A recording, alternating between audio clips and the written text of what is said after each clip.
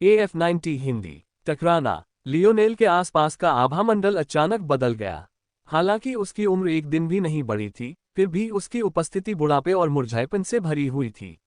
लंबे सफेद बालों के अलावा उसकी हर हरकत से एक विद्वान और प्राचीन भाव झलकता था। लियोनेल को प्राकृतिक बल कला को पूरा करने में पूरे 3 दिन लगे, लेकिन परिणाम उनकी उम्मीदों से कहीं अधिक था। उस पल उसे अचानक एहसास हुआ कि विजुअलाइजेशन उसके लिए जरा भी नया नहीं था। क्या ये प्राकृतिक शक्ति कला बिल्कुल वैसी ही नहीं थी? बस उसे देखते ही उसका मन एक उन्नत अवस्था में पहुंच जाता था। भले ही यह स्थायी न हो, लियोनेल की मानसिक दृढ़ता के साथ वह इसे ज्यादातर लोगों की तुलना में कहीं ज्यादा समय तक बनाए रख सकता था। साथ ही जब तक वह इस उन्नत अवस्था में रहता, उसे ऐसा लगता जैसे उसकी मानसिक क्षमता 10 गुना से भी ज्यादा बढ़ गई हो। उस क्षण लियोनेल को कुछ समझ में आया। 5वीं आयामी परत। मैं इसका पूरा वर्णन नहीं कर सकता, लेकिन मुझे अचानक ऐसा महसूस हुआ कि अगर मैं कोशिश करूं तो मैं उस रहस्यमयी शक्ति द्वारा रोके बिना इसके कुछ हिस्सों को पार कर सकता हूं।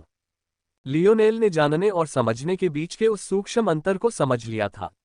जैसे ही उसने उस बाधा को पार किया, उसे लगा जैसे आयामी शुद्धि के उसके ज्ञान की बेड़ियां एक बार फिर ढीली पड़ गई हों। तो ऐसा ही है। 5वां आयाम परत मन की स्थिति को ऊपर उठाने के लिए एक प्राकृतिक शक्ति का आह्वान करती है। यह मेरे पास मौजूद प्राकृतिक शक्ति कला की तुलना में हल्का है, लेकिन इसके प्रभाव भी अधिक स्थायी हैं, खासकर जब लंबे समय तक उपयोग किया जाए। मुझे अपनी आत्मा और स्वप्न शक्ति और 5वें आयाम की मांग के बीच एक रेखा खींचने में कुछ दिक्कत हो रही थी। आखिरकार दोनों ही मन से जुड़े थे और फिर भी मेरी स्वप्न शक्ति पहले से ही 5वें आयाम में थी। मुझे लगा कि मैं तुरंत 6ठे आयाम में कदम रख पाऊंगा, लेकिन ऐसा लगता है कि ऐसा नहीं है। दरअसल मेरा मन जितना शक्तिशाली होगा, मुझे 5वें आयाम में उतना ही ज्यादा समय बिताना होगा, लेकिन इससे मुझे उस क्षेत्र से और भी बेहतर लाभ मिलेंगे। लियोनेल ने सचमुच यही माना था। आखिरकार अगर उसका धातु शरीर उसके शरीर को 4थे आयाम के लिए तैयार कर सकता है, तो उसकी बुद्धि शाखा उसके दिमाग को तैयार क्यों नहीं कर सकती? लेकिन दोनों के काम बिल्कुल अलग थे। 4थे आयाम में 4था आयाम बल केवल कुछ ही कर सकता था। दरअसल लियोनेल के शरीर की क्षमता में इतनी बड़ी वृद्धि 4थे आयाम की बदौलत होने के बजाय वाइटल स्टार फोर्स की क्षमता से ज्यादा जुड़ी थी। जैसा कि कहा गया है, किसी की मनस्थिति को ऊंचा उठाना उस प्रारंभिक आधार पर निर्भर करता है जिससे वह शुरुआत कर रहा है। इसके अलावा ये याद रखना जरूरी है कि 5वां आयाम भले ही मन से शुरू हो, लेकिन फिर भी यह शरीर से जुड़ा होता है। लियोनेल का दिमाग इतना शक्तिशाली था कि उसमें उन बेड़ियों को तोड़ने की क्षमता कहीं ज्यादा थी जो उसके शरीर को जकड़े हुए थी। हालांकि यह इतना शक्तिशाली था कि लियोनेल के शरीर को समायोजित होने में इतना समय लग गया। यह कोई बुरी बात नहीं थी। हालांकि इसमें ज्यादा समय लगता, लेकिन लियोनेल को दूसरों की तुलना में आगे बढ़ने के लिए ज्यादा कदम उठाने पड़ते, जिससे उसकी तरक्की भी कहीं ज्यादा होती। अपनी बुद्धि शाखा को इतनी जल्दी जागृत करना हाल के वर्षों में उनके लिए पहले से ही बहुत मददगार साबित हुआ था, लेकिन अब ये और भी उपयोगी होने वाला था। चलो इसे खत्म करते हैं। लियोनेल की आंखें खुल गईं। शुभ वायु अभी भी घने कोहरे में उसके चारों ओर मंडरा रही थी। उसके पास विभाजित करने के लिए केवल 50,000 या इतने ही मन थे, लेकिन इसकी मदद से उसे ऐसा लग रहा था जैसे उसके पास 500,000 मन हो। उन्होंने सोचा था कि इस पहेली को पूरा करने में सप्ताह लगेंगे, लेकिन अचानक समय घटकर कुछ घंटे रह गया। अल्पविराम। लियोनेल की गति की तुलना पहले से नहीं की जा सकती थी। वह खुद को एक के बाद एक पहेलियों को सुलझाते हुए पाता, हर पहेली पिछली से ज्यादा जटिल होती जा रही थी और उसकी गति लगातार बढ़ती जा रही थी। यद्यपि वह अपनी शुभ वायु का उपयोग लगातार और अंतहीन रूप से नहीं कर सकता था, लेकिन ये बीच बीच में ठोस ब्रेक लेने के लिए पर्याप्त समय था। उसी समय लियोनेल को यह एहसास हो रहा था कि ये पहेलियां स्वयं भी इतनी सरल नहीं थीं, और यह सिर्फ उनकी जटिलता के बारे में नहीं था। ये सभी पहेलियां उस मानचित्र पहेली के ही रूपांतर लग रही थी जिसकी बदौलत वह यहाँ आया था। लियोनेल को यह विश्वास नहीं था कि रचनाकार इतना रचनात्मक नहीं था कि कोई अलग प्रारूप सोच सके। सबसे अच्छी व्याख्या ये थी कि पहेलियों का ये क्रम भविष्य में शायद उपयोगी न हो। दुर्भाग्यवश प्राकृतिक बल कला को पूरा करने के बाद भी लियोनेल को यह निराशा हुई कि वह इस सड़क के अंत तक नहीं पहुंच पाएगा। 4थे दौर की ओर का रास्ता हर गुजरते पल के साथ मुश्किल होता जा रहा था। दरअसल तीसरे दौर की राह की तुलना में कठिनाई का बढ़ना कहीं ज्यादा तेज था। अब तक पहेलियां कुछ अरब परमाणुओं के समूहों तक सीमित हो चुकी थीं, जबकि दायरा भी लगातार बड़ा होता जा रहा था। हर छोटे से बदलाव का आसपास के वातावरण पर एक घातीय प्रभाव पड़ रहा था, जिससे लियोनेल का सिरदर्द बढ़ता जा रहा था। अगर चीजें इसी तरह चलती रहीं, तो मुझे चौथे दौर तक पहुंचने से पहले ही पांचवें आयाम में प्रवेश करने के लिए मजबूर होना पड़ेगा। लेकिन अगर मैं ऐसा करूंगा तो मैं पांचवें तक कैसे पहुंच पाऊंगा? सच तो ये था कि लियोनेल को तो ये भी नहीं पता था कि पांचवां दौर भी होता है या नहीं। पांचवां दौर ये दर्शाता था कि आयामी शुद्धि में आठवां आयामीय स्तर था, जबकि छठा दौर नौवें आयामीय स्तर की गारंटी देता था। चांदी की पट्टिका की वजह से लियोनेल को नौवें आयाम की किंवदंतियों का ज्ञान पहले ही हो चुका था, लेकिन शब्दकोश में भी केवल आठवें आयाम का ही जिक्र था। और जब ऐसा हुआ तो उसने आठवें आयाम के बारे में ठीक वैसे ही बताया जैसे चांदी की पट्टिका नौवें आयाम के बारे में बताती थी। एक अलौकिक पौराणिक अवस्था जिसका शायद कोई अस्तित्व ही न हो। इस तथ्य को छोड़कर कि मोरालेस परिवार के मेटल सिनर्जी लाइनेज फैक्टर में भी 5 राउंड थे। लेकिन सवाल ये था कि क्या आयामी शुद्धि भी इतनी पारलौकिक थी? लियोनेल ने दांत पीसते हुए कहा, मैं आगे नहीं बढ़ सकता। मुझे आगे बढ़ना है। अल्पविराम। हालांकि लियोनेल को यह उम्मीद नहीं थी कि चौथे राउंड में पहुंचने के तुरंत बाद वह एक युवक को उत्सुकता से ऊपर से नीचे तक उसे देखता हुआ पाएंगे। और यह सब तब होगा जब उस युवक की नज़र उसकी उंगली पर लगे स्पीयर डोमेन हेरिटेज पर पड़ेगी। हाँ, कितना दिलचस्प है। ऐसी चीज तुम्हारे हाथों में कैसे आ गई? आज केवल 2। लियोनेल ने कभी नहीं सोचा था कि उसे इतनी जल्दी फिर से ऐसा मादक एहसास होगा। कम से कम उसने ये तो नहीं सोचा था कि वह चौथे आयाम को इतनी जल्दी छोड़ देगा। हालांकि उसे इसका आनंद लेने का मौका ही नहीं मिला, क्योंकि उसे एहसास हो गया था कि यह बस काफी है। एक और आयाम में प्रवेश करने का आनंद तब भरपूर लगता था जब आपको एहसास होता था कि आपकी शक्ति उतनी अद्भुत नहीं है जितनी आपने सोची थी। बेशक अगर दूसरों को लियोनेल के विचार पता होते तो वे उसे पागल समझते। एक ही कदम में लियोनेल के विभाजित मन अब लाखों के करीब पहुंच गए हैं। इसके अलावा उसे लगा कि उसके मेटल सिनर्जी वंश कारक के द्वार उसे पुकार रहे हैं। पिछली बार जब उसने अपने 9 नोड्स पूरे करने से पहले ही द्वार खोलने के लिए संघर्ष किया था, उसकी तुलना में इस बार स्थिति बिल्कुल अलग होगी।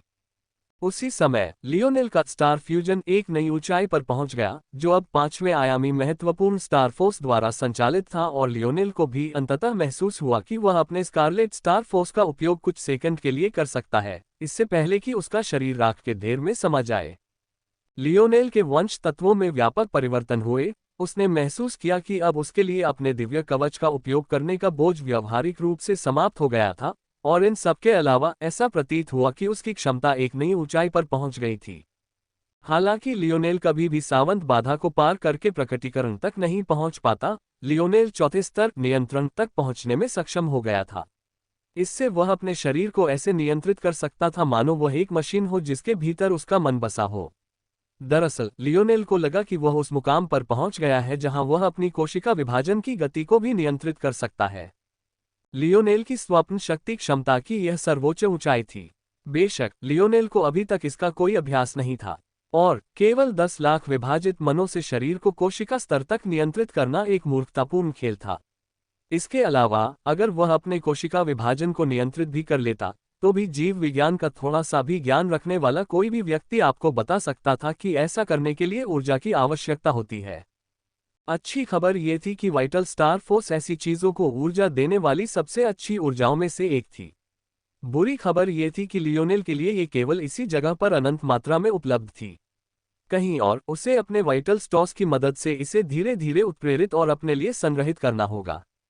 इनमें से किसी ने भी इस बात का जिक्र तक नहीं किया कि लियोनेल के पास अपनी नई चोटी के आधार पर नई शाखाएं बनाने का समय नहीं था, और उससे इसे नियंत्रित करना सीखने या इसका अभ्यास करने का भी समय नहीं मिला था। ये कहा जा सकता है कि उसे एक बड़ी रेलगन दी गई थी, जिसका इस्तेमाल करना उसके लिए इस समय बहुत छोटा था।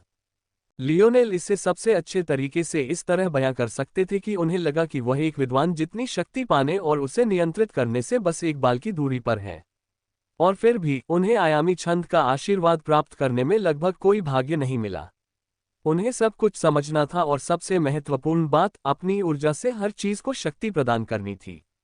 इन सब बातों ने और उन पहेलियों की बढ़ती हुई कठिनाई का जिक्र किए बिना जो उसे लगातार उलझा रही थी, उस खुशी के पल को और भी फीका कर दिया जो उसे मिलना चाहिए था। बस एक ही अच्छी खबर थी कि वह यहाँ काफी समय से था और चौथे आयाम में अपनी जगह बना चुका था। लेकिन ऐसा लग रहा था कि बुरी खबरें आने ही वाली थीं। पांडा उपन्यास। लियोनेल ने अपने सामने खड़े युवक को घूरा। हालांकि उसके चेहरे पर भाव नहीं थे और कुछ भी जाहिर नहीं हो रहा था, फिर भी उसके दिल में एक गंभीर भावना उमड़ रही थी। लियोनेल के स्पीयर डोमेन वंश कारक में शामिल होने के बाद आदिम चेतना का अंतर्ज्ञान और भी मजबूत और प्रबल हो गया था। इस प्रबलता के साथ ही खतरे के प्रति संवेदनशीलता भी बढ़ी। बस लियोनेल को अपने स्पीयर डोमेन वंश कारक के असली उद्देश्य का एहसास होने के बाद से ऐसे किसी भी विरोधी का सामना नहीं करना पड़ा था। हालांकि अभी यह उस पर चिल्ला रहा था कि भले ही उसने स्टार फ्यूजन के तीसरे रूप का उपयोग किया हो, भले ही वह इस दुनिया के बंधनों से मुक्त हो जाए, भले ही यह युवक वर्तमान में उसके द्वारा झेले जा रहे दमन से दोगुना दमन झेल रहा हो, इनमें से कुछ भी अपरिहार्य परिणाम को नहीं बदलेगा। लियोनेल ने युवक के सवाल का कोई जवाब नहीं दिया, बल्कि उसने उसके हाथ में तलवार देखी। एक नज़र में ही लियोनेल समझ गया कि युवक के हाथ में एक साधारण लकड़ी की तलवार थी। उसे देखकर लियोनेल को वह पहला आदिम भाला याद आ गया जो उसने स्पीयर डोमेन हेरिटेज से निकाला था। हालांकि लियोनेल को यह बात अच्छी तरह पता थी कि यदि वह इसी क्षण आदिम भाला निकाल ले तो उससे उत्पन्न खतरे का स्तर उस युवक के खतरे के आधे से भी कम होगा। अमेरी को लियोनेल की प्रतिक्रिया की कोई परवाह नहीं थी, वह केवल अंगूठी को देखता रहा। खैर, अगर मैं खुद ऐसा कहूं तो ये बहुत भाग्यशाली है। अमेरी मुस्कुराए। मुझे प्रतिस्पर्धा का बहुत शौक है, लेकिन सच कहूं तो मैं तुम्हें तब भी हरा सकती थी जब मैं बच्ची थी। तो मुझे नहीं लगता कि इसमें कोई खास बात है ना? मैं खून का प्यासा नहीं हूं, इसलिए मैं तुम्हें जिंदा छोड़ सकता हूं। लेकिन तुम्हें वह अंगूठी सौंपनी होगी। मैं किसी ऐसे व्यक्ति को जानता हूं जो इस काम के लिए तुमसे कहीं ज्यादा उपयुक्त होगा। मैं समय आने पर एक अच्छी लड़ाई लड़ना चाहता हूं और मुझे लगता है कि तुम मुझे ऐसा नहीं दे पाओगे। लियोनेल ने इस पर कोई प्रतिक्रिया नहीं दी, लेकिन इससे ये तथ्य नहीं बदला कि वह उस युवक की बातों से भ्रमित था। वह अपनी अंगूठी किसी और को देना चाहता था ताकि जब समय आए तो वह लियोनेल से बेहतर लड़ाई कर सके। इसका क्या मतलब था? ये देखकर कि लियोनेल ने कोई जवाब नहीं दिया, अमेरी ने आह भरी और अपना सिर हिलाया। भूल जाओ। हर बार जब मैं कोशिश करता हूं कि खून से बात खत्म न हो, तो कोई सुनना नहीं चाहता। अमेरी ने एक कदम आगे बढ़कर अपनी लकड़ी की तलवार लहराई। मैं दूसरा मौका देना पसंद नहीं करता। लियोनेल सिर्फ अपनी जान बचाने के लिए स्पीयर डोमेन को दे सकता था। जवाब साफ तौर पर नहीं था। ये वो चीज थी जो उसके पिता उसके लिए छोड़ गए थे और मोरालेस परिवार की विरासत थी। वह इसे इस जगह खोने का कतई इरादा नहीं रखता था। लेकिन साथ ही लियोनेल को लगा जैसे उसने खुद को सचमुच एक कोने में फंसा लिया है। उसे पहले से ही पता था कि डायमेंशनल क्लींस का अगला भाग पाना नामुमकिन हो गया है। उसे अमेरी को हराने का कोई भ्रम नहीं था। हालांकि असली समस्या ये थी कि सड़क के किनारे से कूदना बस 2 कदम दूर लग रहा था, लेकिन मौजूदा हालात में लियोनेल को लग रहा था कि ये दुनिया से कोसों दूर है। दोनों युवकों के कौशल में इतना अंतर था। फिर भी ये सब जितना असहाय लग रहा था, लियोनेल का चेहरा उतना ही ठंडा होता जा रहा था। जब तक अमेरी ने दूसरा कदम उठाने के लिए अपना पैर उठाया, लियोनेल का चेहरा एक हिमखंड जैसा हो गया था। उसकी हर आकृति अलग अलग रेखाओं में उभरी हुई थी। अमेरी ने रुककर लियोनेल को ऊपर से नीचे तक देखा और फिर अपना सिर हिलाया। बिल्कुल भी योग्य नहीं। तुम्हारे जैसे भावनाहीन मूर्खों को मुक्कों से ही लड़ना चाहिए। कम से कम इस तरह तुम अपने और अपने हथियार के बीच कोई रेखा तो नहीं खींचोगे। अगर तुम सुनना ही नहीं चाहते तो अपनी तलवार की आवाज कैसे सुनोगे? एक भलाधारी के लिए ये कितना दुखद बहाना है। लियोनेल ने इस पर जरा भी प्रतिक्रिया नहीं दी।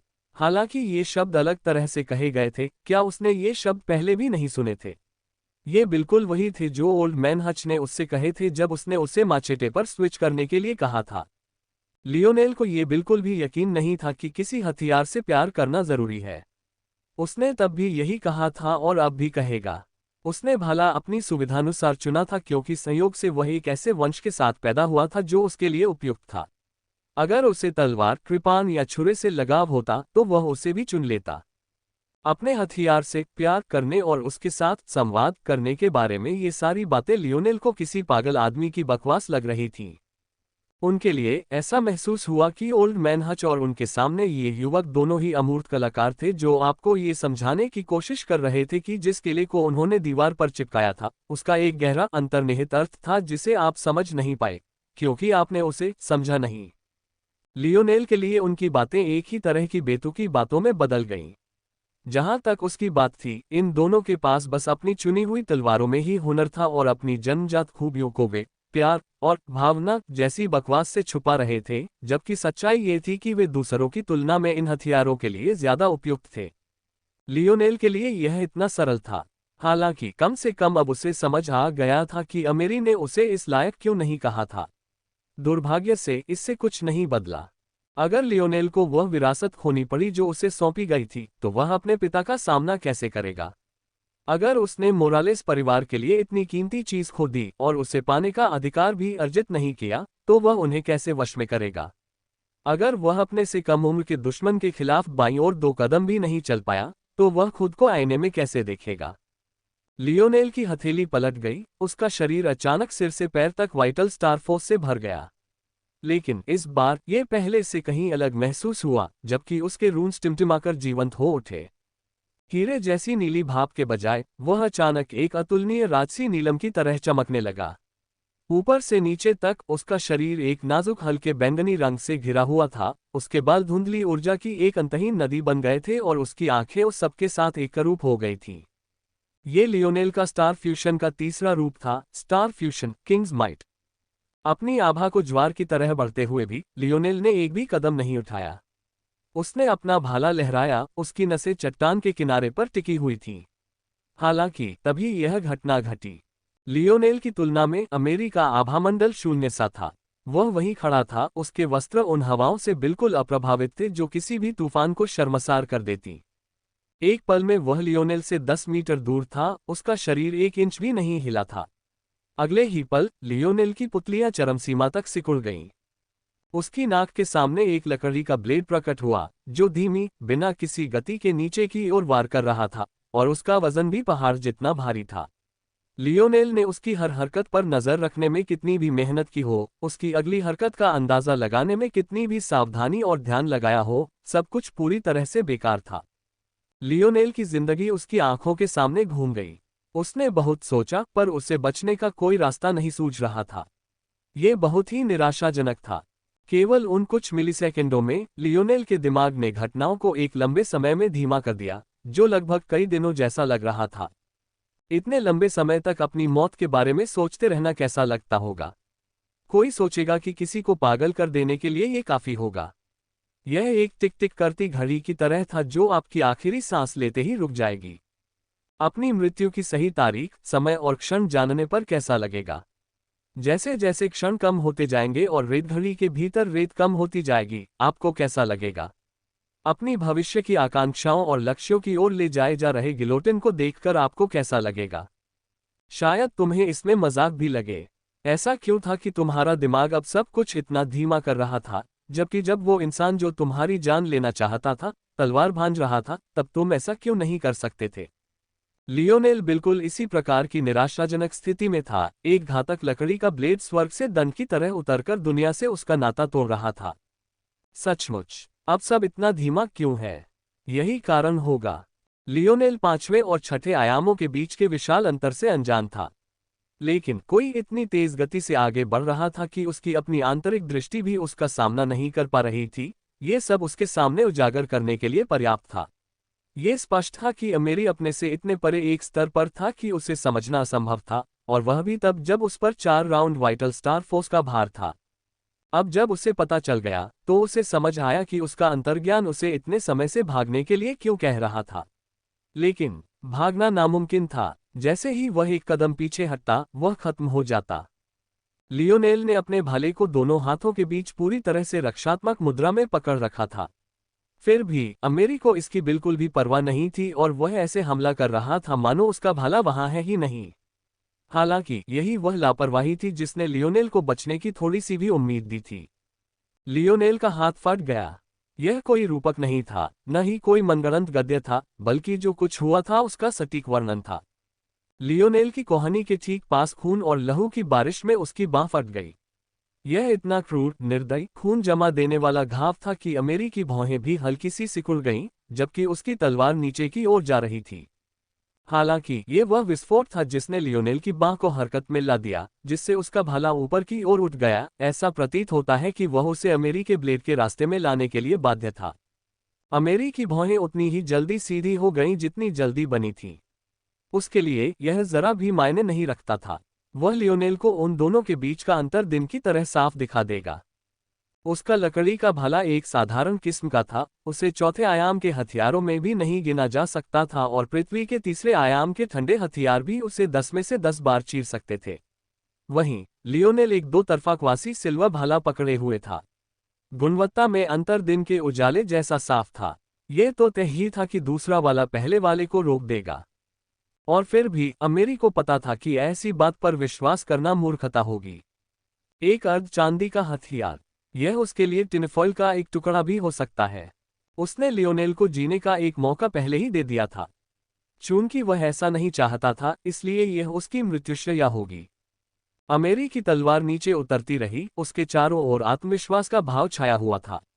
उसके आभामंडल से कोई भी ये बता सकता था कि उसके सामने चाहे जो भी हो, वह उसे चकनाचूर कर देगा। यह एक ऐसा भाव था जो लियोनेल के राजा की शक्ति से मेल खाता था, बल्कि उससे कहीं बढ़कर था। और फिर भी यह अधीनस्थों या उनकी संख्या पर निर्भर नहीं था, ये पूरी तरह से अमेरी के खुद पर और अपनी तलवार पर विश्वास पर निर्भर था। अलविदा पांडा। उपन्यास बैंग। अमेरी के चेहरे के भाव अचानक बदल गए। यह उसकी आंखों की पुतलियों में बस एक छोटी सी रोशनी की झिलमिलाहट थी, लेकिन फिर भी यह एक बदलाव था। लियोनेल का हाथ खून के धुएं में बदल गया, उसकी हड्डियां राख की तरह बिखर गईं और उसका मांस प्रसंस्कृत मांस के टुकड़ों की तरह गिर पड़ा। उसी क्षण जो कभी किसी एलीट फोर्स क्राफ्टर का हाथ था, वह एक शत विक्षत ढेर बन गया, जिसका न तो आरंभ था और न ही अंत। लियोनेल धनुष की डोरी से छूटे तीर की तरह पीछे की ओर उड़ गया। उसके शरीर का एक हिस्सा पूरी तरह से इस हद तक सिकुड़ गया कि उसके आंतरिक अंग बाहर निकलने की कगार पर थे। अमेरी के एक हल्के से प्रहार ने उसे अधमरा कर दिया, उसकी सांसें मुश्किल से चल रही थीं। अगर वह अपने एबिलिटी इंडेक्स के कंट्रोल लेवल में न पहुंच गया होता, जिससे वह अपने आंतरिक अंगों को यथासंभव कार्यशील बनाए रखने में सक्षम होता, तो शायद वह सिर्फ उस एक प्रहार से ही मर जाता। लियोनेल सड़क पर गिरते गिरते इतना फिसल गया कि वह सड़क के बिल्कुल किनारे पर आ गिरा। हालांकि उसके अंदर की वाइटल स्टार फोर्स लियोनेल की कोशिकाओं को जल्दी से ऊर्जा देकर खुद को ठीक करने की कोशिश कर रही थी, लेकिन उन्हें पता चला कि उनके द्वारा दी गई कोई भी ऊर्जा पर्याप्त नहीं थी। अमेरी की शक्ति में कुछ तो बहुत ही खास था। ऐसा लग रहा था कि यह लियोनेल को खुद को ठीक करने से रोक रही थी, कम से कम इस तरह के सामान्य तरीकों से तो नहीं। जब लियोनेल ने अपनी किंग्स माइट से अमेरी के आभामंडल से लड़ना शुरू किया, तभी हालात बदलने लगे। लेकिन तब भी ये सिर्फ इसलिए था क्योंकि यह अमेरी की ओर से एक सहज बदलाव था। हम बुरा नहीं है, अमेरी बोला। ऐसा लग रहा था जैसे वह सचमुच अपनी बात कह रहा था, उसमें उपहास या तिरस्कार का जरा भी भाव नहीं था। वह दरअसल लियोनेल की तारीफ कर रहा था। तुम्हें पता था कि तुम्हारा भाला काफी नहीं होगा, इसलिए तुमने अपने हाथ की कीमत पर भी अंगूठी का इस्तेमाल करके उसे रोक दिया। मुझे लगता है कि मोरालेस परिवार के पास ही भाला डोमेन अंगूठी थी, है ना? तुम्हारे लिए हाथ बहुत महत्वपूर्ण है, फोर्स क्राफ्टर्स। मुझे लगता है कि मुझे तुम्हारे उस वार से बच निकलने पर ज्यादा बुरा नहीं लगना चाहिए। लियोनेल ने कोई जवाब नहीं दिया। अब भी जब वह सड़क के किनारे बैठा था, बचने से बस एक कदम दूर, उसकी इंद्रियां अमेरी पर टिकी हुई थीं। हालांकि इस बार उसने अपनी शुभ वायु का इस्तेमाल किया और अपने शरीर को लगभग मृत्यु की स्थिति में रखा, जिससे सब कुछ बेहद धीमा हो गया। अमेरी को ये शब्द बोलने में कुछ सेकंड लगे थे। फिर भी लियोनेल को ऐसा लगा जैसे उसे ये शब्द बोलने में घंटों लग गए हों। ठीक है, मुझे लगता है कि तुमने इसे अर्जित किया है। अगली बार जब हम मिलेंगे तो मैं निश्चित रूप से वही गलती नहीं दोहराऊंगा। डोमेन रिंग्स उन लोगों के हाथों में नहीं होनी चाहिए जो उनकी सराहना नहीं कर सकते। लियोनेल ने एक शब्द भी नहीं कहा। अपने कटे हुए हाथ से भी वह स्पीयर डोमेन रिंग को उस पिसे हुए मांस और अपनी बुरी तरह धंसी हुई छाती के बीच में फंसाने में कामयाब रहा। वह सड़क के किनारे लुढ़क गया और अमेरी के गुप्त प्रहार से बाल बाल बच गया। स्पीयर डोमेन रिंग उसके हृदय से कसकर चिपकी हुई थी। तुमने उसे भी चकमा दे दिया, है ना? बुरा नहीं, सच में बुरा नहीं। लियोनेल को बस अमेरी की हंसी सुनाई दे रही थी, क्योंकि उसका शरीर नीचे खाई में सीटी बजा रहा था। मेरा नाम अच्छी तरह याद रखना, मैं अमेरी हूँ, तलवार देवता। जब हम अगली बार मिलेंगे तो मैं तुम्हारी जान ले लूंगा। बार लियोनेल तुरंत उसी परित्यक्त ग्रह पर प्रकट हुआ जहां से वह आया था, अपनी जान की बाजी लगाकर। लेकिन स्थिति तुरंत कई गुना बदतर हो गई। इस ग्रह पर ऑक्सीजन का नामो निशान तक नहीं था, लेकिन ये तो बस पहली समस्या थी।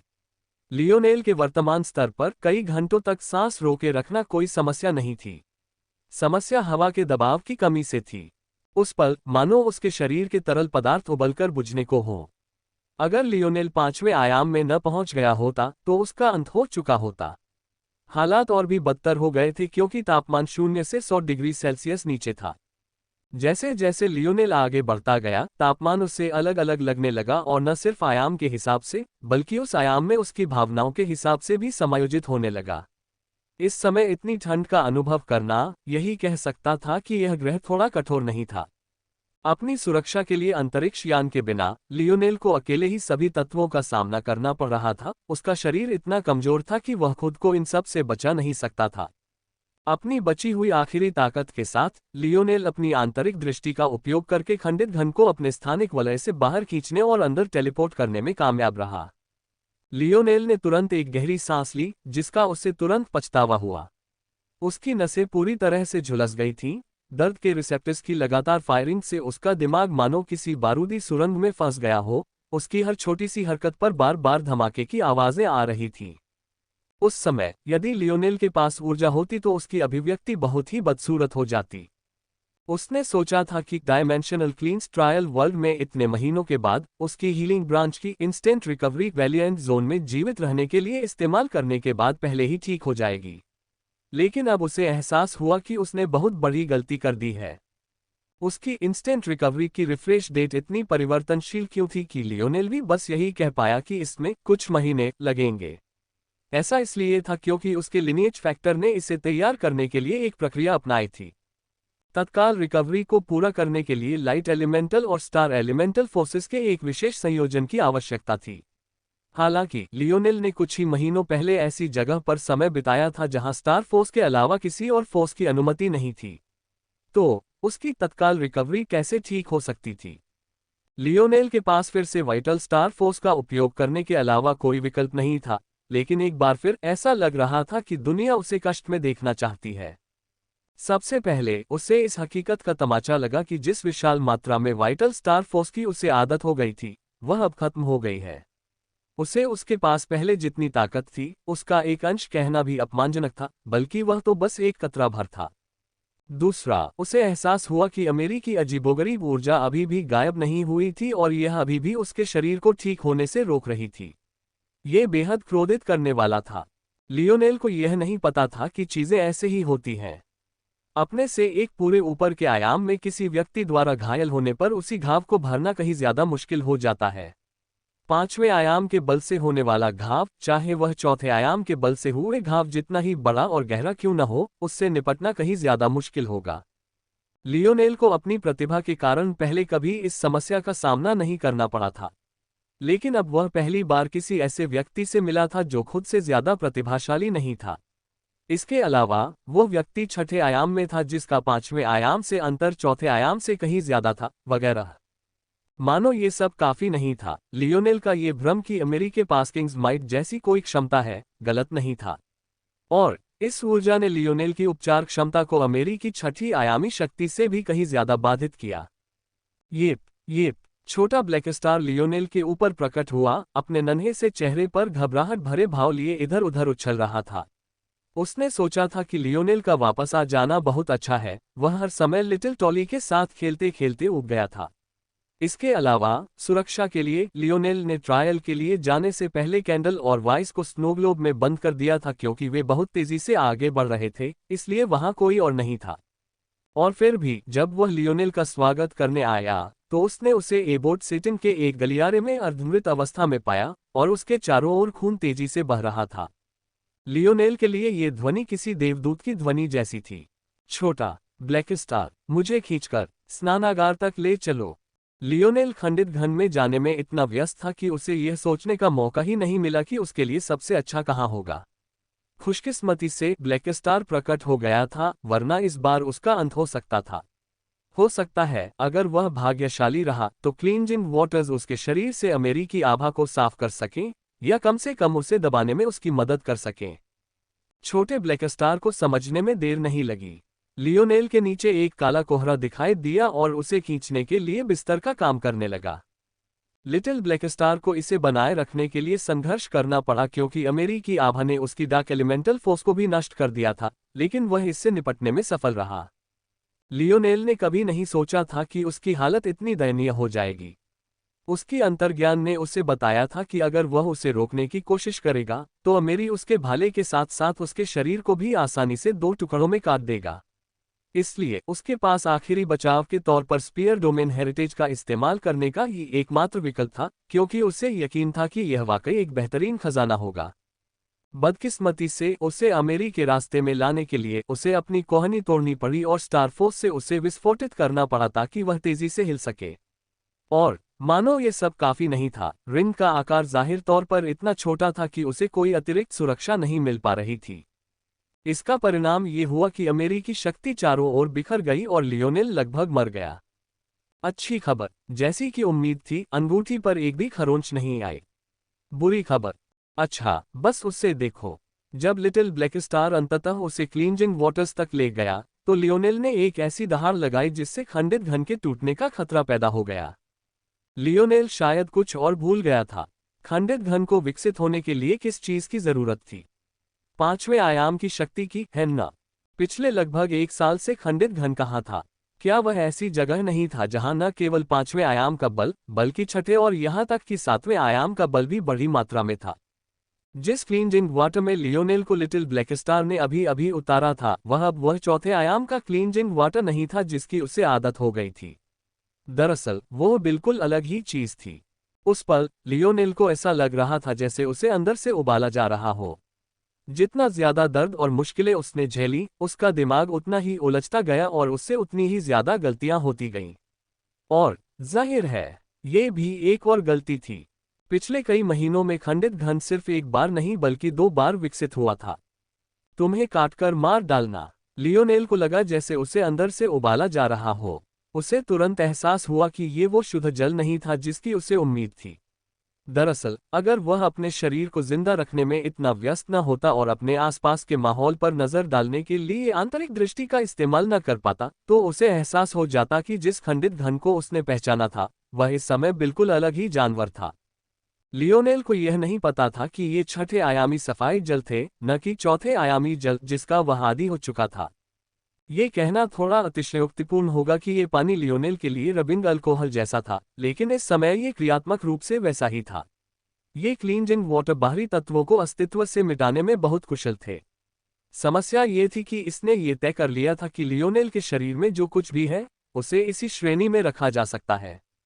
जब कोई 5वें आयाम के अस्तित्व के शरीर को मापने की कोशिश कर रहा था, खासकर जब लियोनेल का धातु शरीर अभी भी चौथे आयाम के भीतर था, छठे आयाम के मानकों के मुकाबले अंतर बहुत बड़ा था और प्रक्रिया को घर्षण के रूप में देखा जा सकता था। सफाई जल मूलतः लियोनेल के शरीर की सभी अशुद्धियों को बाहर निकाल रहा था, लेकिन उसने ऐसा करने के लिए सबसे खराब समय चुना था क्योंकि लियोनेल के शरीर पर खुले घाव थे। यद्यपि उसके शरीर से काली स्याही की धारें निकल रही थीं और अमेरी की आभा पूरी तरह से शुद्ध हो चुकी थी, फिर भी उसके शरीर से स्याही के बाहर निकलने की प्रक्रिया इतनी क्रूर थी कि लियोनेल को ऐसा महसूस हो रहा था मानो उसे अंदर से चीर दिया जा रहा हो। अगर लियोनेल के पिता यहाँ होते तो इतनी जोर से हंसते हंसते उनका फेफड़ा खांस कर गिर जाता।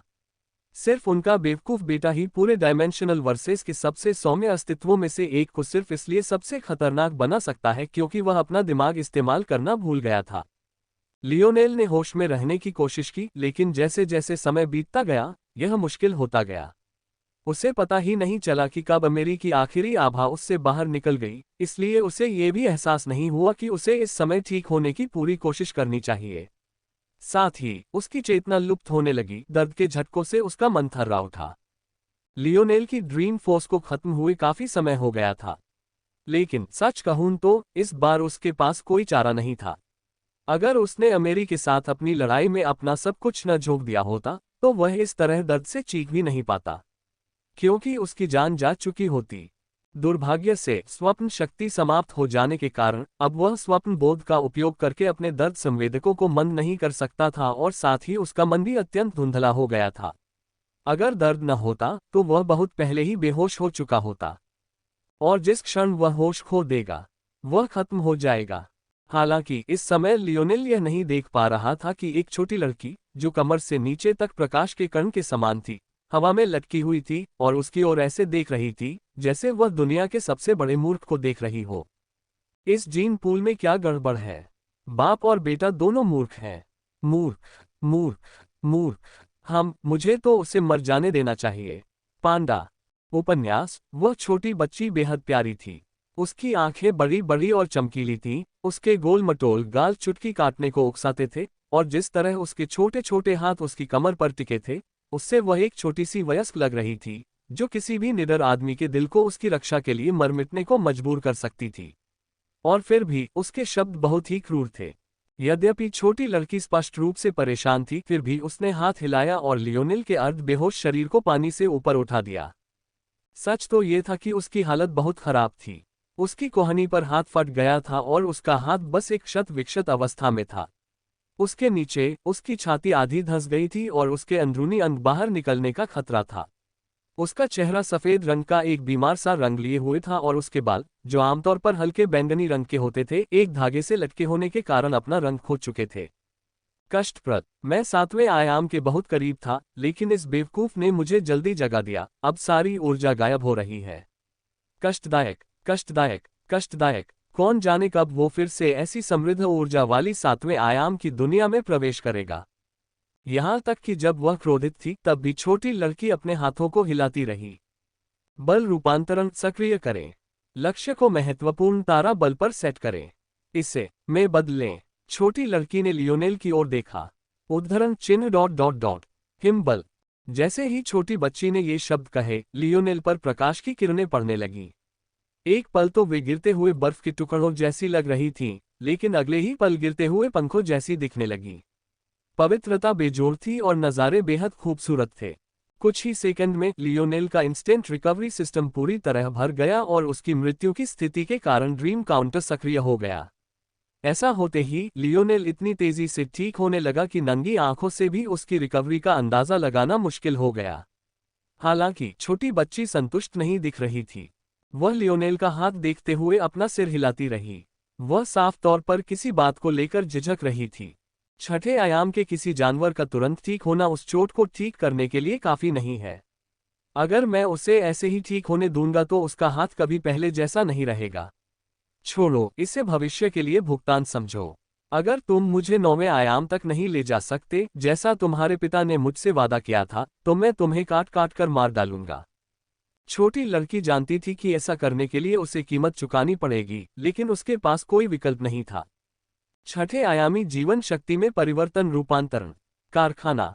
लियोनेल उछल पड़ा। वह इतनी ऊंचाई से उछला कि उससे लगा कि वह छत से टकराकर आधा ही ऊपर गिरेगा, लेकिन जल्द ही उसे एहसास हुआ कि न जाने क्यों खंडित घन की दीवारें कहीं ज्यादा ऊंची हो गई थीं। दरअसल जब उसने जमीन पर गिरने से पहले ही चारों ओर देखा, तो उसकी आंखें चौड़ी हो गईं। लियोनेल अभी भी स्नानागार में था। इस समय तक वहां जो भी खून था, वो बहुत पहले ही गायब हो चुका था। लेकिन यह तो होना ही था। आखिरकार खंडित घन के स्नानागार की स्व सफाई की क्षमता स्पष्ट कारणों से बेजोड़ थी। हालांकि लियोनेल ने जो देखा वह स्नानागार नहीं था जिसका वह आदी था, बल्कि एक स्नानागार जैसा लग रहा था। नहीं, स्नानागार नहीं, स्नानागार द्वीप। आखिर क्या हो रहा था? स्नानागार अचानक बहुत बड़ा हो गया था। कुंड को अब मीटर में भी नहीं, बल्कि किलोमीटर में ही मापा जा सकता था। यह असंभव रूप से विशाल था और इसमें बिना किसी समस्या के हजारों लोग समा सकते थे। साथ ही यह तो बस हिमशैल का एक छोटा सा हिस्सा था। लियोनेल देख सकता था कि वहां कई और बाथरूम, विश्राम कक्ष और सोना और मसाज रूम जैसी नई सुविधाएं भी थीं। यह एक बेहतरीन डेस्टिनेशन रिजॉर्ट जैसा लग रहा था, जहां पूल अब समुद्र तट बन गया था जिसकी हर कोई प्रशंसा कर सकता था। सबसे अधिक चौंकाने वाली बात यह थी कि आकाश में नहीं, यह तथ्य था कि वास्तव में आकाश था। स्नानागार का गुंबद कांच का हो गया था और ऊपर नीला आसमान, सफेद बादल और पीला सूरज दिखाई दे रहा था। लियोनेल को लग रहा था कि यह सब बनावटी है, शायद खंडित घन से उसके किसी हल्के से संबंध के कारण, लेकिन फिर भी यह सब बिल्कुल असली लग रहा था। जब लियोनेल आखिरकार उस सदमे से बाहर आया, तो उसे याद आया कि उसके साथ क्या हुआ था। उसे धुंधली सी याद थी कि एक छोटी बच्ची, जिसके पैर और टांगें रोशनी के कणों जैसी थीं, आधी बेहोशी की हालत में थी। लेकिन अभी वह कहीं दिखाई नहीं दे रही थी। लियोनेल के पास कोई विकल्प न होने के कारण वह वही कर सकता था जो वह सबसे अच्छा जानता था और शब्दकोश से मदद मांगता था। सौभाग्य से शब्दकोश उसे सीधे सीधे जरूरी जवाब दे पाया। शब्दकोश 3 तरह के उत्तर दे सकता था। एक तो वह जहां वह स्कैन करके उत्तर दे देता था, यही उसकी सबसे बड़ी सीमाएं थीं। दूसरे, रिकॉर्ड किए गए भाग, यही उसके पिता को परेशान करने का मौका मिलता था। और आखिरी, रिकॉर्ड किए गए उत्तर। रिकॉर्ड किए गए उत्तर थोड़े अलग थे क्योंकि वे उसके पिता की रिकॉर्डिंग नहीं थे, बल्कि उन बातों की रिकॉर्डिंग थी जिनके बारे में लियोनेल का मानना था कि उसके पिता ने लिखी थी। उदाहरण के लिए, लियोनेल के फोर्स क्राफ्टिंग के पाठ रिकॉर्ड किए गए उत्तर थे। और अब खंडित घन के गहरे विषय भी पाठ के रूप में खुल गए थे। लियोनेल ने पलकें झपकाईं। उसे पता ही नहीं था कि शब्दकोश में उसके लिए एक और ट्यूटोरियल छिपा है। आमतौर पर उसे खंडित घन की नई क्षमताओं को खुद ही समझना पड़ता था और ऐसा करने का एकमात्र तरीका था इधर उधर घूमना। लेकिन जाहिर है, अचानक इतना बड़ा हो जाने के कारण अब उसके लिए ऐसा कर पाना बिल्कुल भी संभव नहीं था। हालांकि वह कोशिश कर सकता था, फिर भी इस बात की संभावना ज्यादा थी कि वह कुछ न कुछ चूक ही जाए। हालांकि लियोनेल जल्द ही अभिभूत हो गया। बल शिल्पकला के उसके पाठ जितने गहन थे, खंडित घन का संचालन मैनुअल भी उतना ही गहन था, यदि नहीं तो उससे भी अधिक। यह एक प्रयोगशाला, एक घर, एक छिपने की जगह और एक अंतरिक्ष यान, सब कुछ एक साथ था। लियोनेल का भी अभिभूत होना जरा भी आश्चर्य की बात नहीं थी। उसे उम्मीद थी कि हर कदम आगे बढ़ने पर उसे एक दो और फायदे मिलेंगे, लेकिन यह एक ऐसा तेज बदलाव था जिसके लिए वह बिल्कुल तैयार नहीं था। ये लियोनेल मुस्कुराया जब नन्हा ब्लैक स्टार उसकी बाहों में कूद पड़ा। अगर कोई चिंतित था तो वह ये नन्हा सा बच्चा था। दुर्भाग्य से लियोनेल को पूल में लाने के बाद वह और कुछ नहीं कर सकता था। चिंता मत करो, मैं अब यहाँ हूँ, हेन्ना। मेरे पास तुम्हारे लिए एक उपहार है। लियोनेल मुस्कुराया और एक शीशी निकालने ही वाला था कि उसे याद आया कि वह कितनी भारी होगी। उसे बिल्कुल भी यह भ्रम नहीं था कि अब वह उसे आसानी से उठा पाएगा। लियोनेल चाहता तो लिटिल ब्लैक स्टार को पहले ही सोखने के लिए शीशी दे सकता था, लेकिन उसे इस बात की चिंता थी कि कहीं वह उस पल मुसीबत में न पड़ जाए जब वह मदद के लिए हाथ न बढ़ा सके। लेकिन अब उसके इंतजार करने की वजह से ये मामले लगभग बेकाबू हो गए। खंडित घन की निलंबित एनिमेशन क्षमता जैविक प्रक्रियाओं को स्थिर करने से विकसित होकर अब उन्हें गति देने में भी सक्षम हो गई है। इसकी मदद से लिटिल ब्लैक स्टार स्थिर वातावरण में रक्त को अवशोषित करने के साथ साथ तेज गति से काम पूरा करने में भी सक्षम होगा। लिटिल ब्लैक स्टार को त्वरित एनिमेशन की मदद से शून्य जानवर के रक्त को अवशोषित करने में कितना समय लगेगा? लियोनेल ने पूछा। गुनगुनाहट। 13 महीने। लियोनेल ने भौहें उठाई। इतना लंबा? त्वरित एनिमेशन के बिना इसमें कितना समय लगेगा? गुनगुनाहट। 21 वर्ष। 20 गुना त्वरण। मुझे लगता है कि मैं इस पर नाराज नहीं हो सकता। क्या मुझे कुछ और भी तैयार करना चाहिए? आमतौर पर डिक्शनरी से इस तरह के खुले सवाल पूछने पर घंटों भटकना पड़ता था, लेकिन लियोनेल ने फिर भी ऐसा ही किया। आखिर यही तो लिटिल ब्लैक स्टार की जिंदगी थी। वह इससे खिलवाड़ नहीं कर सकता था। गुनगुनाहट। ये सलाह दी जाती है कि सीड फोर्स कन्वर्जन मैनुअल पढ़ें। बलपूर्वक धर्म परिवर्तन। क्या उस छोटी लड़की ने यही नहीं कहा था? लियोनेल जितना ज्यादा बल रूपांतरण के बारे में सुनता उतना ही ज्यादा हैरान होता, और जितना ज्यादा वह हैरान होता उतनी ही ज्यादा संभावनाएं उसके दिमाग में उभरती। हर योजना पिछली से ज्यादा अजीब लगती। खंडित घन की मदद और अपनी शिल्पकला के हुनर से वह बहुत जल्दी एक बहुत अमीर आदमी बन जाएगा। अगर वह इसका सही इस्तेमाल करे तो उसकी योजनाएं तुरंत कई बड़ी छलांगे लगा देंगी। अंत में वह एक सरल निष्कर्ष पर पहुंचा। खंडित घन एक बल क्रिस्टल कारखाना था। बल क्रिस्टल, फोर्स क्रिस्टल माइंस का अस्तित्व बहुत दुर्लभ था। लियोनेल की इतनी सारी यात्राओं, वेलिएंट ग्रह पर उसके प्रवास और यहां तक कि विंसेरो ग्रह पर उसकी डकैती के बाद भी लियोनेल को पृथ्वी पर मिली फोर्स क्रिस्टल माइन के बाद दूसरी फोर्स क्रिस्टल माइन नहीं मिली थी। लियोनेल को उस समय यह नहीं पता था कि फोर्स क्रिस्टल माइन्स कितनी दुर्लभ होती हैं। इन्हें बनाने के लिए न सिर्फ समय की जरूरत होती थी, बल्कि जरूरी फोर्स डेंसिटी पैदा करने के लिए एक खास तरह की प्रतिभा की भी जरूरत होती थी। यहाँ तक कि बल विस्फोट जैसी घटना, जिसका कार्य किसी विश्व के ऊर्जा घनत्व को तेजी से बढ़ाना था, एक अत्यंत दुर्लभ घटना थी जिसका अनुभव केवल सबसे प्रतिभाशाली विश्व ही कर सकते थे। अन्य विश्वों को समय के साथ धीरे धीरे अपना बल संचित करना होगा, न कि उसे उपहार में प्राप्त करना होगा। यदि कोई इसके बारे में सोचे तो क्या यह अधिक तर्कसंगत नहीं होगा कि आयामी छंद की सामान्य मुद्रा उर्बे अयस्क के विपरीत बल क्रिस्टल हो। खैर, कड़वी सच्चाई ये थी कि फोर्स क्रिस्टल इतने दुर्लभ थे कि उनसे भुगतान की मांग करना बिल्कुल भी उचित नहीं था। यह 21वीं सदी की धरती पर अचानक यह मांग करने जैसा होगा कि सभी सेवाओं का भुगतान हीरो से किया जाए। हालांकि खंडित घन में एक बहुत ही अनोखी क्षमता थी जिसे बल रूपांतरण कहा जाता था। पहली और सबसे स्पष्ट चीज जो हासिल की जा सकती थी, वह थी एक बल को दूसरे में बदलना। यह अकेला ही एक चौंकाने वाला कारनामा था जो डायमेंशनल वस को हिला देने के लिए काफी था। यह इतनी चौंकाने वाली क्षमता थी कि भले ही मोरालेस परिवार ने कई लोगों को स्पीयर डोमेन हेरिटेज के अस्तित्व के बारे में बताया था, लेकिन बहुत कम लोग ही सेगमेंटेड क्यूब के अस्तित्व के बारे में जानते थे। ऊर्जा के एक रूप से उसके उच्चतर रूप में परिवर्तन करना वस्तुतः ईश्वर का कार्य था। बेशक इसमें कुछ कमियां भी थीं। जाहिर है, अगर आप निचले स्तर की ऊर्जा को उच्च स्तर की ऊर्जा में बदल रहे होते तो इसके लिए निचले स्तर की ऊर्जा की कई गुना ज्यादा जरूरत होती। हालांकि ये कीमत ही एक ऐसी चीज थी जिसे ज्यादातर लोग, चाहे कितनी भी कीमत क्यों न हो, पूरा करने के लिए दौड़ पड़ते। खंडित घन न केवल ऊर्जा के उच्च स्तर बना सकता था, बल्कि उसे एक उच्च आयाम तक भी ले जाने की क्षमता रखता था। वास्तव में इसकी एकमात्र सीमा खंडित घन के वर्तमान स्तर पर निर्भर थी। इस समय खंडित घन चौथे चरण में था, इसलिए ये किसी दिए गए बल को अधिकतम छठे आयाम तक ही बढ़ा सकता था। लेकिन ये फिर भी बेहद चौंकाने वाला था। और ये तो बस पहला भाग था। लियोनेल अपने हाथ की ओर देखने से खुद को रोक नहीं सका। जैसे जैसे उसका इलाज हो रहा था, उसकी चेतना भी धीरे धीरे ठीक हो रही थी। इससे उसे ये देखने का मौका मिला कि उसके दाहिने हाथ की हालत कितनी खराब हो रही थी।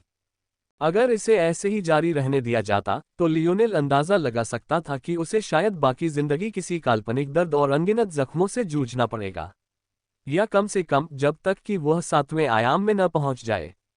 लेकिन अंत में स्ट्रोई स्टार उल्लू के स्नो फोर्स की तुलना में कहीं ज्यादा शक्तिशाली फोर्स ने उसके घाव पर आक्रमण किया और उसे ऐसी जिंदगी से बचाया। इसके लिए लियोनेल बस अंतहीन कृतज्ञता व्यक्त कर सकता था। अगर उसके हाथ अच्छी स्थिति में न होते तो उसकी फोर्स क्राफ्टिंग पर असर पड़ता और उसे अपनी योजनाओं में बहुत कुछ बदलना पड़ता। लियोनेल उस छोटी बच्ची को धन्यवाद देना चाहता था, लेकिन उसे पता नहीं था कि वह इस समय कहाँ है। अपना सिर हिलाते हुए लियोनेल ने अपना ध्यान वापस बल रूपांतरण की ओर मोड़ दिया। शायद पहली क्षमता से भी अधिक भयावह, बल रूपांतरण बल को अविश्वसनीय रूप से शुद्ध रूप में केंद्रित करने और उनके साथ बल क्रिस्टल बनाने में सक्षम था। बल क्रिस्टल के उपयोग व्यावहारिक रूप से अंतहीन थे। इनका उपयोग असाधारण शक्ति वाले हथियारों को शक्ति प्रदान करने के लिए किया जा सकता है। इनका उपयोग उच्च स्तरीय, विशाल बल शिल्पों के लिए ऊर्जा स्रोत के रूप में किया जा सकता है। इनका उपयोग अभ्यास या ध्यान की गति को तेज करने के लिए किया जा सकता है।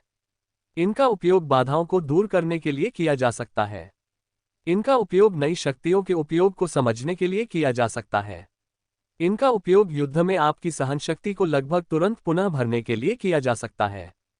सूची अनंत तक चलती प्रतीत हो रही थी। लियोनेल के पास एक समय पर शब्दकोश को बंद करने के अलावा कोई विकल्प नहीं था। लेकिन उसने एक विशेष क्षमता पर कब्जा कर लिया था। नए बलों को समझने के लिए उपयोग करें। हर किसी की अपनी एक खास तरह की रुचि थी, लेकिन इसका मतलब यह नहीं था कि वे दूसरे तत्वों का इस्तेमाल नहीं कर सकते थे। इसके अलावा कई ऐसे भी थे जिनकी कुछ खास तरह की रुचियां थीं, लेकिन वे हमेशा अपने तत्व के एक खास प्रकार का ही इस्तेमाल करते रहे और उन्होंने कभी कोई दूसरा विकल्प नहीं खोजा। इसके दो उदाहरण थे लियोनेल के लिए स्नो फोर्स और Scarlet Star Force. Snow Force एक ऐसा नाम था जिसे लियोनेल आज ही सीख रहा था, क्योंकि उसने उस छोटी लड़की को इसका इस्तेमाल करते सुना था। अपने नाम के बावजूद इसका जल या बर्फ तत्व से कोई संबंध नहीं था, बल्कि यह प्रकाश और तारा बल का मिश्रण था। लियोनेल के स्कारलेट स्टार फोर्स के मिश्रण की तुलना में, जो अग्नि के साथ साथ इन दोनों तत्वों का भी एक संयोजन था, स्नो फोर्स बेशक काफी कमजोर था। एक स्टार फोर्स में शीर्ष 10 में था, लाइट फोर्स में शीर्ष 3 में और फायर फोर्स में शीर्ष 1 में, लेकिन दूसरा स्टार फोर्स में शीर्ष 1000 में स्थान पाने के लिए भाग्यशाली होगा, जबकि लाइट फोर्स में वह शीर्ष 100 में भी नहीं था। इसका क्या मतलब था? कहने का मतलब ये था कि लियोनेल को प्रकाश और तारों से बहुत ज्यादा लगाव था, लेकिन वह प्रकाश तत्व या तारा तत्व के सिर्फ उन्हीं रूपों का इस्तेमाल करता था जिनके इस्तेमाल के बारे में वह सहज रूप से जानता था। बाकी सभी के लिए भी यही स्थिति थी। तात्विक ऊर्जाओं के नए रूपों को समझना मुश्किल था। कई लोग तो बस उसी के साथ रहने को मजबूर थे जिसके साथ वे पैदा हुए थे।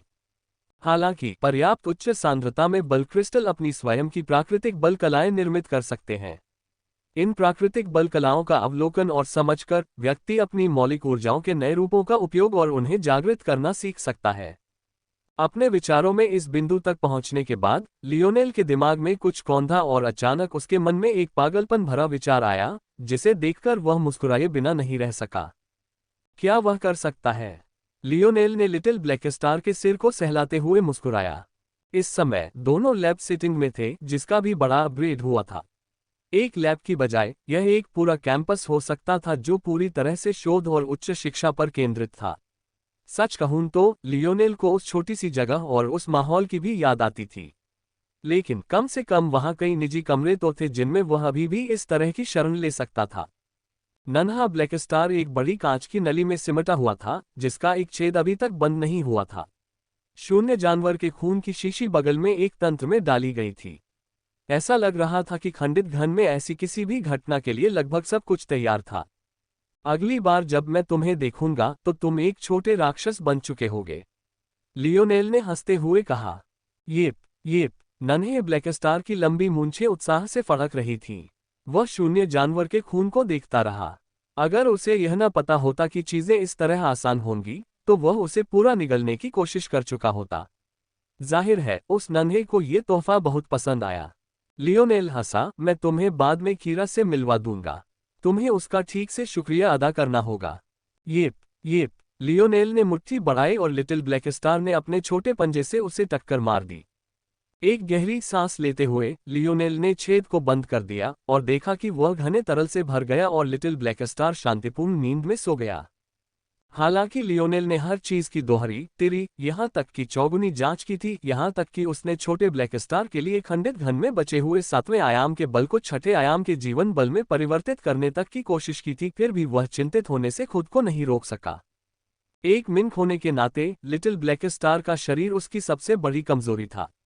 हालांकि डार्क एलिमेंट में उसकी प्रतिभा लियोनेल की लाइट एलिमेंट में प्रतिभा से भी ज्यादा थी और उसकी चकमा देने की क्षमताएं लियोनेल ने अब तक देखी सबसे बेहतरीन थीं, फिर भी उसकी उत्पत्ति हमेशा एक सीमित कारक रहेगी। आखिरकार डायमेंशनल वर्से में मौजूद उन सभी भव्य और पौराणिक जीवों के सामने एक छोटा मिनकिया था। ये शून्य जानवर का खून उन बेड़ियों को ढीला करने और शायद तोड़ने का एक मौका था, लेकिन इसके साथ कुछ जोखिम भी था। लियोनेल ने इसे जितना हो सके कम कर दिया था। बाकी सब लिटिल ब्लैक स्टार पर निर्भर था। अल्पविराम। लियोनेल ने जल्द ही खुद को एक विशाल बगीचे में टहलते हुए पाया। जहां तक उसकी नजर जा सकती थी वहां सिर्फ हरी घास के लंबे लंबे फैलाव ही थे।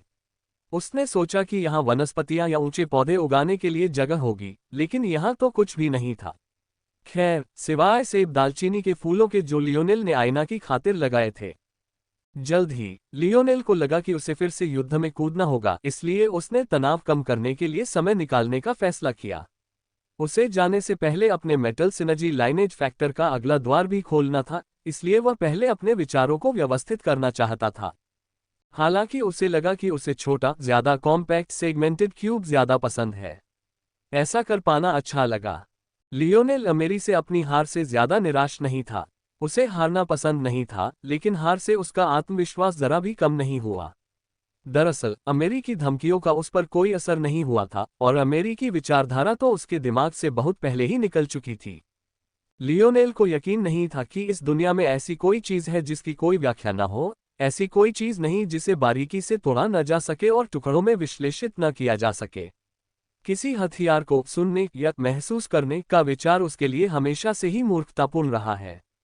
लियोनेल को लगता था कि अगर वह काफी ऊंचे स्तर पर पहुंच गया तो वंश तत्वों को भी वह अलग करके उनका पुनर्निर्माण कर सकेगा।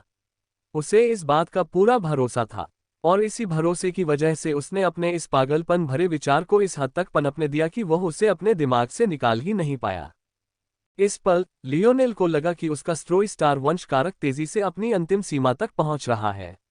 यह विचार उसके लिए काफी अजीब था, क्योंकि वह छठे आयाम के करीब भी नहीं था, लेकिन फिर भी यह विचार उसके मन में आया। अगर उसे इस वंश कारक की कमजोरी का पता लगाना होता तो वह उसकी क्षमताओं में नहीं, बल्कि हिम बल की सीमाओं में होती। अगर हिम बल की जगह किसी ज्यादा शक्तिशाली या प्रभावशाली प्रकाश तत्व बल को रख दिया जाए, तो हिमतारा उल्लू वंश कारक की तुलना कई सातवें आयाम के वंश कारकों से तुरंत की जा सकती है। सवाल था, कैसे? खैर, अगर लियोनेल एक समझदार और सुगठित व्यक्ति होता तो शायद इसी पल किसी नए विचार पर काम शुरू कर देता। ज्यादातर लोग कहते कि ऐसी चीज से खिलवाड़ करना लोगों के बस की बात नहीं है। या ये था, वंश परंपराएं कहीं से तो जन्मी ही होंगी, है ना? लियोनेल की समझ के अनुसार ये माता पिता से विरासत में मिल सकती हैं और कुछ दुर्लभ मामलों में ये भविष्य से भी आ सकती हैं और अतीत पर अपनी छाप छोड़ सकती हैं। लियोनेल ने अभी अभी अपनी क्षमता के नियंत्रण स्तर पर कदम रखा था। अब वह सैद्धांतिक रूप से अपने शरीर को कोशिकीय स्तर तक नियंत्रित कर सकता था। इसके अलावा उसे अभी अभी चौथे चरण के खंडित घन का समर्थन प्राप्त हुआ था, जिससे वह बल को परिवर्तित कर अत्यधिक शुद्ध बल क्रिस्टल बना सकता था। बल क्रिस्टल अपने आप में काफी दुर्लभ थे, लेकिन शुद्ध बल क्रिस्टल इतने दुर्लभ थे कि उनके सामने बल क्रिस्टल खदानें भी सर्वव्यापी लगती थीं। और फिर भी लियोनेल के पास अब उनके बदले में कीमत चुकाने की क्षमता थी। साथ ही लियोनेल की समझने की क्षमता इतनी अधिक थी कि वह अधिकांश लोगों की समझ से परे थी। उसका दिमाग सुपर कंप्यूटरों को भी शर्मसार कर देता था। तो सवाल ये था कि क्या लियोनेल स्नो फोर्स की जगह लेने के लिए एकदम सही फोर्स चुन सकता है? अगर वह एक ऐसी फोर्स ढूंढ सकता है जो उसके दिमाग को पोषण दे सके, उसकी बेहतरीन चिकित्सा कर सके और उसकी सर्वोच्च गति को दोहरा सके, यहाँ तक कि इन सभी पहलुओं में उससे आगे निकल जाए और शायद स्ट्रोई स्टार उल्लू जैसी क्षमताएं भी प्रदान कर सके जो उसे पहले कभी नहीं मिली थी, क्या वह अपना वंश कारक उन्नत कर सकता है? वंशगत कारकों का विघटन। लियोनेल इस विचार से बहुत प्रभावित हुए, लेकिन उन्हें इसके बारे में अभी बहुत कुछ सीखना था। वंश तत्व कैसे बनते और आगे बढ़ते थे? क्या वे मनुष्यों के डीएनए जैसे ही थे या कोई और तरीका था? वंश तत्वों का जन्म कैसे हुआ? अगर वे भविष्य से आ सकते थे तो क्या उन्हें ध्यान में रखने के लिए जटिल समय नियम थे, या क्या ये भविष्य के बारे में कम और एक उच्चतर आयाम द्वारा किसी ऐसी चीज को पुनर्लेखन करने के बारे में ज्यादा था जिसे निचले आयाम में तुच्छ माना जाता था? क्या वंश तत्वों को छीना और लिया जा सकता है? योग्यताओं और वंश तत्वों में वास्तव में क्या अंतर था, सिवाय इसके कि वंश तत्व वंशानुगत था जबकि वंश तत्व नहीं? लियोनेल को जोन जोन में जिन फोर्स आर्ट्स की क्षमता चुरानी पड़ी थी, क्या उनका इस्तेमाल वंश कारकों पर भी किया जा सकता था? क्या शुरुआत में इनमें कोई खास अंतर था? लेकिन इस सवाल ने इस बात पर भी ध्यान दिलाया कि वंश कारक को किसी क्षमता से अलग क्या कर सकता है। जहां तक लियोनेल को पता था, व्यापक अर्थों में वंश कारक क्षमताओं की तुलना में कहीं अधिक परिवर्तनशील थे। सेल और अर्नोल्ड जैसी अनोखी क्षमताओं को छोड़कर ज्यादातर, अगर सभी नहीं, तो क्षमताओं को एक क्षमता सूचकांक में दर्ज किया जा सकता था, स्तरों में विभाजित किया जा सकता था और उनकी क्षमताओं का अविश्वसनीय विस्तार से वर्णन किया जा सकता था। हालांकि वंश तत्व ऐसे बिल्कुल नहीं थे। कुछ तो क्षमताओं की तरह प्रकट होते थे, लेकिन कई इतने अनोखे और परिवर्तनशील थे कि उन्हें ज्यादातर गुप्त ही रखा जाता था। ये निष्कर्ष लियोनेल के वंश कारकों के बारे में मूल विचार से बिल्कुल अलग था। जब वह बहुत छोटा था तो उसने सोचा था कि वंश कारक ताकत, गति वगैरह बढ़ाने वाले होते हैं। दरअसल लियोनेल को अच्छी तरह याद है कि वह सवाल कर रहा था कि किसी हथियार के प्रति लगाव पीढ़ी दर पीढ़ी कैसे आगे बढ़ सकता है। ये बात उसे हैरान कर गई। जब आयना ने उसे बताया कि उसके पास भाला वंश कारक है, तो उसने लगभग यकीन ही नहीं किया था। हालांकि लियोनेल पहले जितना नासमझ नहीं था। उसे एहसास हुआ कि उसका भाला क्षेत्र वंश कारक उसे किसी हथियार के प्रति आकर्षण नहीं दे रहा था, बल्कि उसे एक खास तरह के बल के प्रति आकर्षण दे रहा था जो भाले के लिए एकदम सही था, यानी भाला बल। यह इससे भी अधिक गहरा कदम था। अपने विश्लेषण के माध्यम से लियोनेल ने पाया कि स्पीयर डोमेन लाइनेज फैक्टर ने उनके अग्रमस्तिष्क के एक हिस्से को अनिवार्य रूप से उसके उपयोग के लिए पुनः संयोजित कर दिया। उनके मस्तिष्क के इस पुनः संयोजित होने से उनके लिए तकनीकों को पचाना आसान हो गया और साथ ही उनकी मांसपेशी स्मृति को इस तरह से व्यवस्थित किया गया कि वह उपयोग के लिए पूरी तरह तैयार हो गई। यदि लियोनेल ने इसे एक कदम और गहराई से लिया तो उन्होंने पाया कि इस वंश कारक ने न केवल उनके लिए बड़ी मात्रा में तकनीकों को लेने के लिए अपनी मांसपेशियों की स्मृति को फिर से लिखना आसान बना दिया, बल्कि यह इस तरह से किया गया कि इससे भाले का उपयोग करना विशेष रूप से आसान हो गया। अगर किसी को तलवार के लिए मांसपेशी स्मृति का इस्तेमाल करना हो तो उसे लचीले तंतुओं और तेज गति से हिलने वाली मांसपेशियों पर ध्यान केंद्रित करना होगा। हालांकि लियोनेल की तलवार को इस तरह से बनाया गया था कि उसमें शक्ति और संतुलन पर ज्यादा जोर दिया गया था। लियोनेल ने अपने शरीर के बारे में जितना ज्यादा जाना उतना ही उसे एहसास हुआ कि मूल रूप से अज्ञात भी कितना वैज्ञानिक हो सकता है। लियोनेल उस मुकाम तक पहुंच गया था जहां वह अपने भाला क्षेत्र वंश कारक के मूल कार्य को समझा सकता था और यह भी कि भाला तकनीक सीखने में ये ड्रीमस्केप से कहीं बेहतर क्यों काम करता है। हालांकि इससे उसे ये भी एहसास हुआ कि वह इस वंश कारक को बेहतर बनाने की कोशिश करने से कितनी दूर था। फिर भी लियोनेल को ये सब कुछ आकर्षक लगा। पृथ्वी पर मांसपेशियों की स्मृति असल में वास्तविक नहीं थी। यह मूलतः किसी ऐसी चीज की एक अनुकूलित प्रतिक्रिया थी जिसका बार बार अभ्यास किया गया था।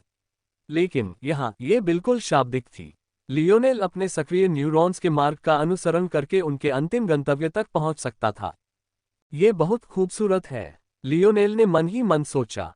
उद्धरण न सिर्फ कनेक्शन मौजूद हैं, बल्कि मैं जितनी ज्यादा तकनीकें सीखता हूं वे और भी मजबूत होते जाते हैं। हालांकि ये तुरंत होता है, ये याददाश्त की तरह भी काम करता है। मनुष्य की स्मृति अद्भुत थी। न्यूरॉन्स के समूह कुछ घटनाओं से जुड़े होते थे और उन न्यूरॉन्स के प्रकाशित होने के जितने ज्यादा रास्ते होते थे, स्मृति उतनी ही मजबूत होती थी। इसका मतलब बहुत सीधा था। सिर्फ अपने विभाजित दिमाग से भालों में महारत हासिल करना काफी नहीं था। लियोनेल को इनका अभ्यास और प्रयोग भी करना था। अब जब लियोनेल ने सोचा तो उसे पता चला कि अमेरी की एक अजीब आदत थी कि वह युद्ध में न होते हुए भी लगातार अपनी तलवार घुमाता रहता था। हर बार तलवार घुमाना सामान्य लगता था, लेकिन हर बार के पीछे एक गहरा सच छिपा होता था जिसे लियोनेल समझ नहीं पाता था क्योंकि वह तलवारबाज नहीं था। अमेरी की आदत शायद इसी एहसास से पैदा हुई होगी। वह तलवार के साथ जीता और सांस लेता था।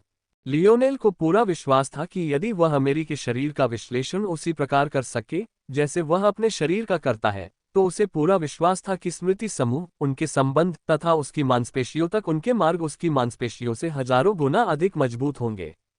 इसका एक कारण ये था कि अमेरी ने अधिक अभ्यास किया था, दूसरा कारण ये था कि अमेरी उच्च आयाम का था और इस प्रकार उसके पास अधिक क्षमता वाला दिमाग था, और अंतिम कारण ये था कि अमेरी लियोनेल की तुलना में कहीं अधिक जुनूनी था।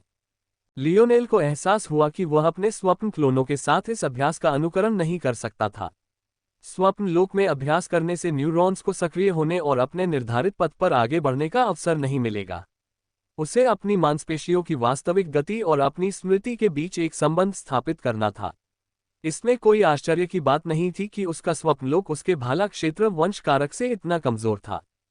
लियोनेल को लग रहा था कि एक दिन ऐसा आएगा जब वह अपनी कोशिकाओं को इस हद तक नियंत्रित कर सकेगा कि वह इसका अनुकरण भी कर सकेगा। लेकिन अभी उसकी क्षमता इतनी सीमित होने के कारण उसे पुराने ढंग से ही काम करना होगा। लियोनेल इन सब बातों में बस थोड़ा सा ही नहीं, बल्कि उससे भी ज्यादा दिलचस्पी लेने लगा। जब उसने अपना ध्यान अपने मेटल सिनर्जी लाइनेज फैक्टर पर लगाया तो उसे और भी दिलचस्प बातें पता चली। उदाहरण के लिए उनके कांस्य रून्स एक संपूर्ण अंग प्रणाली की तरह काम करते थे। यही वे थे जिन्होंने लियोनेल के शरीर को धातुओं को पचाने और उनकी शक्ति बढ़ाने के लिए उनका उपयोग करने की क्षमता प्रदान की, लगभग पाचन और परिसंचरण तंत्र के मिश्रण की तरह। उसके शरीर के भीतर के द्वारों को खोलने की प्रक्रिया मूलतः किसी नलसाजी प्रणाली के वाल्व खोलने जैसी थी। वह जितने ज्यादा द्वार खोलता, कांस्य रून अंग प्रणाली उतनी ही जटिल होती जाती और उतनी ही ज्यादा परतें और शक्ति प्रकट होती। लियोनेल के सभी वंश कारकों में से केवल एक ही कारक था जिसे वह समझ नहीं पाया था, वह था उसका राजा का पराक्रम वंश कारक, कम से कम वैज्ञानिक दृष्टि से तो नहीं। लेकिन साथ ही उनका स्ट्रोई स्टार उल्लू वंश फैक्टर समूह में सबसे सरल था।